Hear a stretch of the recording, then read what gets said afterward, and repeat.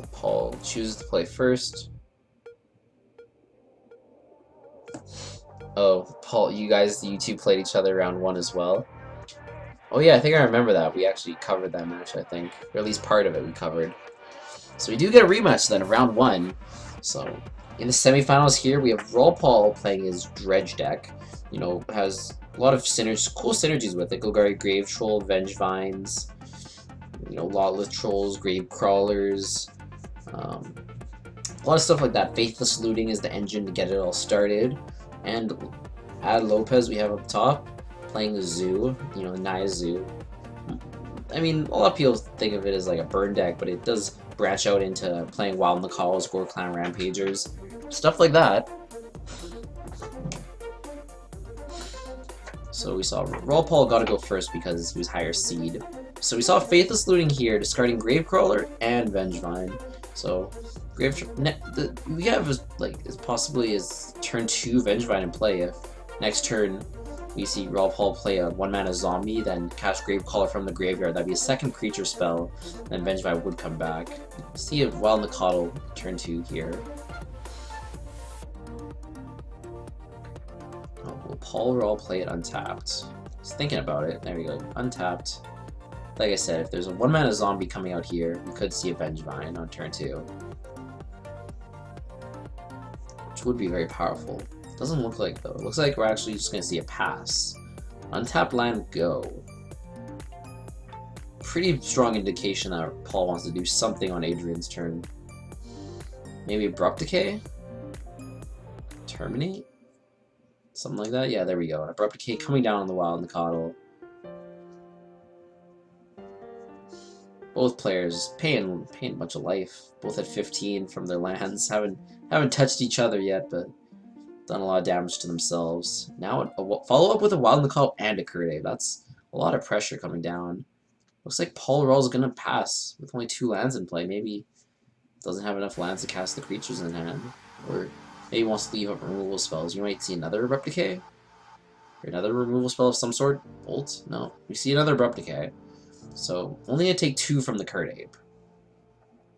A third Wild Nacatl coming down. A second Curdape. Just relentless with this pressure. There we go. We see Paul hits his 3rd land. I want to see the Vengevine come out from play. Vengevine has, whenever you cast a creature spell, if it's the second creature spell you've casted this turn, you return Vengevine from your graveyard to the battlefield. And it's a 4/3 with haste, so it can attack right away. What is this? We see 3 mana used here. Is it the Flashback Faithless? No, it's actually a Gurmag Angler being delved. Oh, if Paul had 1 more card in his graveyard, he could have delved that card and then played a Gravecrawler. Because Gurmag Angler is a zombie fish, and Gravecrawler lets you cast it from your graveyard if you control a zombie. So, 1 mana short, it would have been a sick play to go Gurmag Angler into Gravecrawler, getting back the Vengevine. We see the Anglers coming down to block. Ooh, Bolt to the face. I feel like Lopez might have this. If Lopez has a Tarkus command, it puts Paul to 1 damage, 1 life. Lopez might have done this confidently because he has another Burn Spell in hand, or maybe he just felt like it was the best opportunity to get damage in. There's a Lotleth Troll. Gravecrawler can come back from the graveyard. And then the Vengevine comes back. But it might be too late if Lopez has another Burn Spell in hand or some way to trample over, force through damage. This might be enough. No. Will there be an attack? Gurmag Angler and Vengevine could both attack. We're gonna see just an attack with the Angler for 7, putting Lopez, or for 5, putting Lopez down to 7. Now does Paul lose here? I think if Paul survives this turn, there's a good chance he can win this game. A lot of big oh, there's the Tarkus command. There we go. So Lopez is going to win game 1 here. Looks like Paul stumbled for a turn on mana. Wasn't able to do as much. I guess, yeah, he stumbled on mana for a turn. He had 2 Abrupt Decays to, you know, stop the pressure. Wasn't able to hit like a Dredger or something. No Stinkwidiums, no Golgari Grave Trolls to really start filling up the graveyard with a lot of sweet stuff. You know, usually this deck you want to Dredge and then do things like reoccur multiple Vengevines or you know, get back Bloodghast and Grave Crawlers, but those creatures aren't the best defensive because they can't block Grave Crawlers and Bloodghast. But this game was pretty close. You know, Lopez was down to 7 life there. Next turn, there would have been a pretty big attack coming through. Lala Troll could have grown pretty big, and Gurmag Angler, both very threatening creatures. To collect your credit from moxchange, you just need to set up an account with moxchange. Let me just post their little link in the chat below. Once again, for everyone who's watching right now, moxchange is the sponsor who makes this event possible. They put all the prizes into this event so that it can be free, but still, you know, worth playing. It's always fun playing for something on the line. Boom, there's their website. Encourage you guys to check them out. They're a website where you guys can buy and sell cards for Magic Online with each other. You know, you deposit cards and then post what prices you're willing to sell them at, and if someone wants to buy them, they can. Kind of works like a bot, or it works like they have bots that will sell your cards for you and buy cards for you. Definitely a cool system. I think Magic Online should have implemented, you know, this kind of thing by themselves, but they haven't, so, you know, these guys came around and did it. Anyways, we see Paul just playing a land, passing. We see a turn 1 Goblin Guide from Adrian. Vengeful Pharaoh coming down, or being revealed off the Goblin Guide. Vengeful Pharaoh is a pretty sweet one. It can be put in the graveyard, that'd be good. Lala Troll would be really nice here. Oh, Tormented Voice, that's another good one. Tormented Voice, gonna discard Stinkweed Imp though. So, Vengeful Pharaoh is one you guys might not know about. But whenever combat damage is dealt to you or a planeswalker you control, if Vengeful Pharaoh is in the graveyard, destroy the attacking creature, then put Vengeful Pharaoh on top of your library. So whenever a creature would deal damage when it's in the graveyard, the damage still happens, but then afterwards the creature dies and Vengeful Pharaoh goes on top of the library. Very powerful. There's a Grave Troll on top. So we saw Tormented Voice discarding Stinkweed Imp, and then Stinkweed Imp dredged right away, because at an additional cost you discard the card and then you draw the 2 cards, so he could still dredge there. So cool interaction there. Knot of the Bone is a card we see in the graveyard. Gain 2 life for each creature in your graveyard. It's a very strong card against the aggressive decks.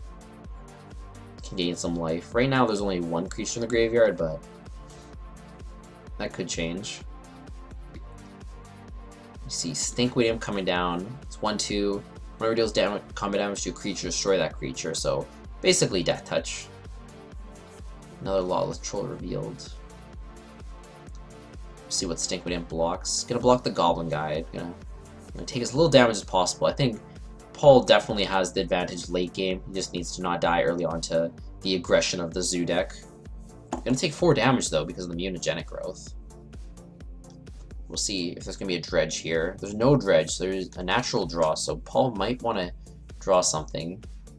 There's a Lawless Troll.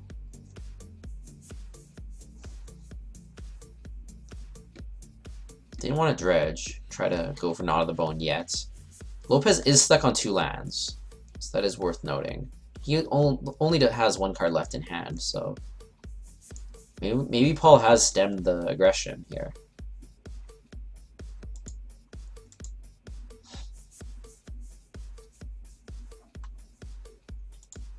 Path to Exile coming down for the Lawless Troll. Lawless Troll can regenerate, but that doesn't beat exiling. It's gonna discard a card anyways. Get a creature in the graveyard. Discarding more cards. Probably wants to get more creatures in his hand into the graveyard. Look at all these cards being discarded. Vengeful Pharaoh, Grave Troll, Bloodghast, Stinkweed Imp, everything being put in the graveyard. Wants to get as many creatures as he can into the graveyard. So that, Knot of the Bone would be the most effective. Vengeful Pharaoh is a good one to have in the graveyard so it can kill a Swift Spear. Oh, and Bloodghast comes back. Bloodghast can't block, but that's still sweet that the land that's gone off a path did trigger the Bloodghast. There we go, the Vengeful Pharaoh put on top. Let's see, is there a Dredge? There is a Dredge here. Vengeful Pharaoh back in the graveyard. Gravecrawler also put in the graveyard. Are we going to see a Knot of the Bone? We are. Knot of the Bone gained 12 life there. 6 creatures in the graveyard, that's big.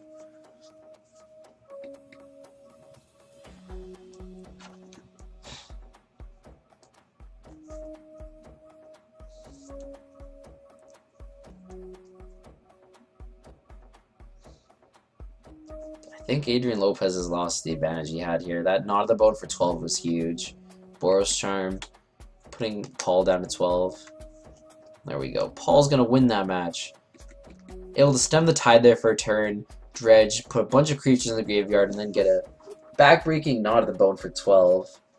It's crazy what this Dredge deck can do when it gets going. You know, as long as it has its Flootings or its Tormented Voice that enables the Dredge cards like Stinkwind Imp or the Golgari Grave Troll, you can see a lot of its deck.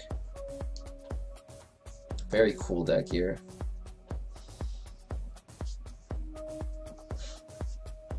We'll get to see game 3 though. You know, Lopez will be on the play, which is pretty big. You know, turn 1 Goblin Guide on the play or turn 1 Wild Coddle. Pretty good plays. It's not going to give Paul too much wiggle room. There we go.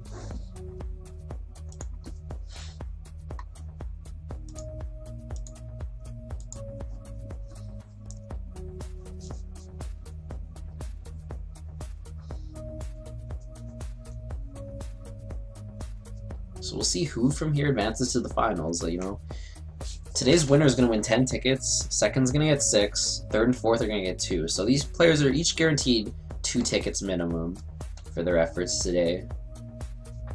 You know, the winner's going to get guaranteed 6, a chance to win up to 10. Not too bad for a free event. And one day I feel like I want to try Paul's deck one day. Seems like a really spicy one. I might play it on stream one day. Stomping Ground. There we go. Turn 1 Curdabe. Not as good as Goblin Guide and a Coddle, but definitely not a bad one. Turn 1 Wooded Foothills.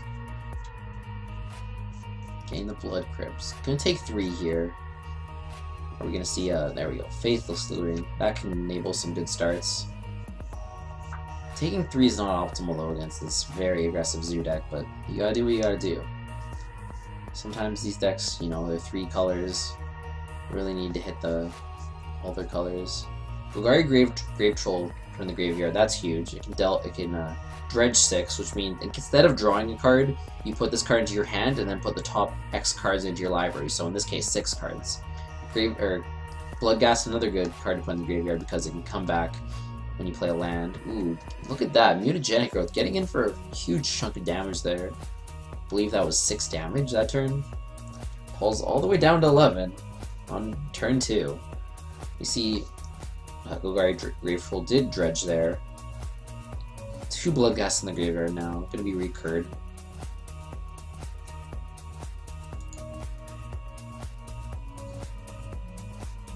Play the Pox version. So we see 2 Bloodghast, but unfortunately Bloodghast can't block. Ooh, we do see a life from the loam though, getting back some lands.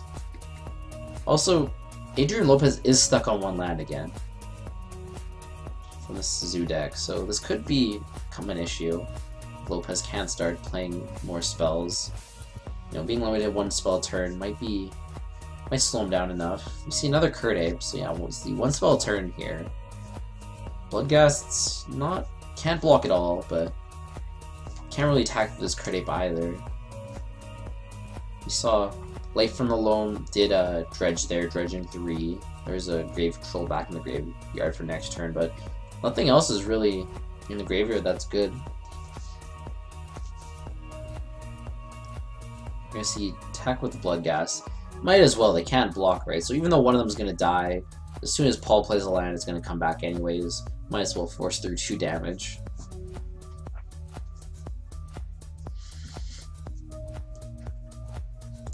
You can just tell me who won the matches in the top 8 and I can update them.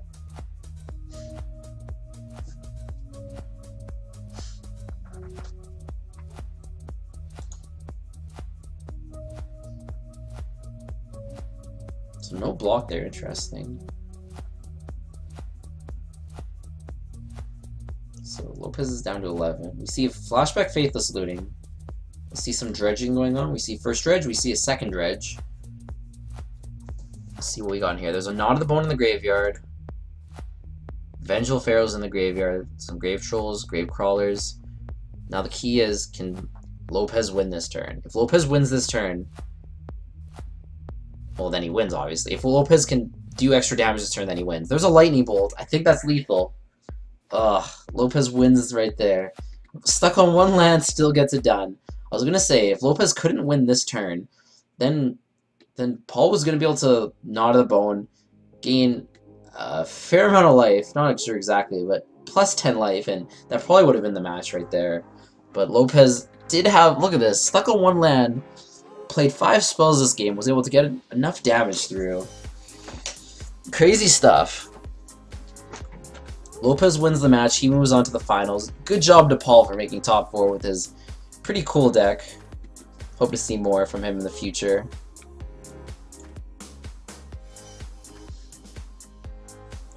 Okay, let's update the brackets then.